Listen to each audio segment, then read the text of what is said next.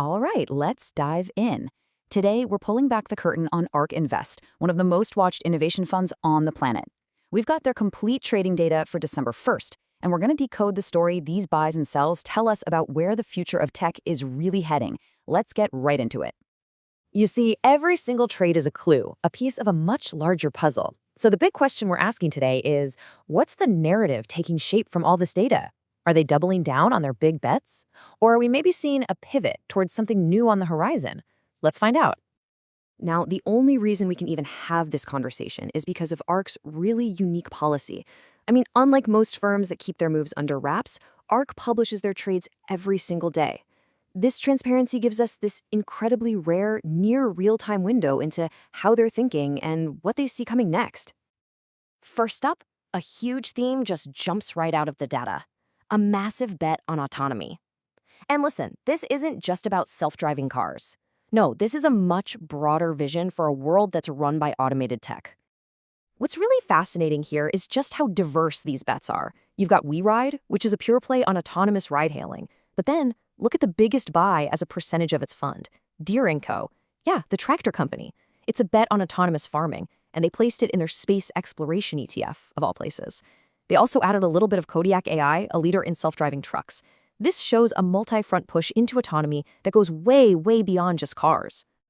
Okay, so shifting gears from the physical world into the digital one. The data also shows that ARK is leaning heavily into the future of finance. They're making some very clear choices about which platforms and which digital assets they believe are going to come out on top. And this slide, well, it illustrates the story perfectly.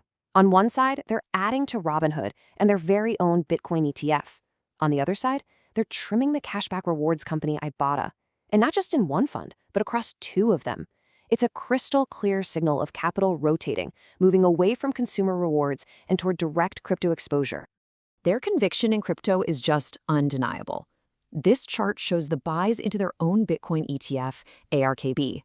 And this isn't some small token purchase. They added a significant chunk in their main fintech fund. You know, when a manager buys their own product this consistently, it's pretty much the strongest statement they can make. They're really putting their money where their mouth is. Of course, to make room for all these new high-conviction ideas, you've got to sell some things. For an active manager like ARK, selling isn't just about cutting your losses. It's about strategically moving capital to where you see the most potential. You can think of it like tending a garden, really. A perfect example is what they did with Iridium Communications. They didn't just sell it from one fund. Nope.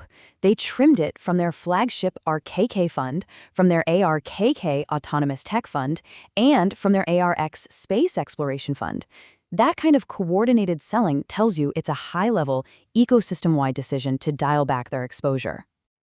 But the single biggest sell of the day comes down to this number, almost 0.8%. That's the percentage of the ARKX fund they sold from a single stock, Teradyne.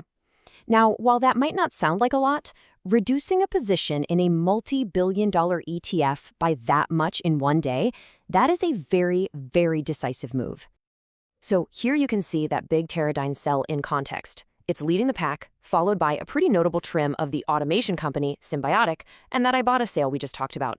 These are not minor tweaks, folks. They are deliberate, sizable reductions to free up cash for those high-conviction buys. So, what's the big picture? When we step back and connect all these little dots, a really clear strategy for the day comes into focus. And really, it's a story of concentration and conviction. So when you put it all together, a very clear narrative emerges. We saw a deepening conviction in autonomy that stretches from cars to farming to trucking. We saw a clear rotation of capital out of consumer rewards and into digital assets like Bitcoin. And underpinning it all was this strategic effort to trim positions like Iridium and Teradyne to fund these new bets.